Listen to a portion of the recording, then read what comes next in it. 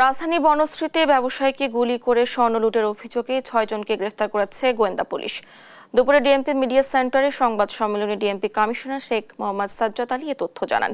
বলেন, এই ঘটনায় খোয়া যাওয়া স্বর্ণ বিক্রির টাকা, অবৈধ অস্ত্র ও একটি মোটরসাইকেল উদ্ধার করা হয়েছে। ঘটনায় জড়িত 7 জনের একজন পলাতক আছে। তাকে গ্রেফতারে অভিযান চলছে বলেও জানান তিনি। এর আগে গত 24 ফেব্রুয়ারি বনশ্রীতে আনোয়ার হোসেন নামের এক স্বর্ণ ব্যবসায়ীকে নিজ বাড়ির সামনে গুলি করে তার কাছে থাকা প্রায় 200 ভরি স্বর্ণ ও নগদ 1 লাখ টাকা ছিনতাই করে দুর্বৃত্তরা। একজন স্বর্ণ ব্যবসায়ী, উনার নাম আনোয়ার হোসেন, উনার বাড়ির সামনে একটি সশস্ত্র ডাকাতি হয়। সেই ঘটনা বিভিন্ন মিডিয়ায়, ইনক্লুডিং সোশ্যাল মিডিয়ায় ব্যাপক প্রচার লাভ করে। আমরা এই ঘটনাটি উদ্ঘাটন করতে সক্ষম হয়েছি।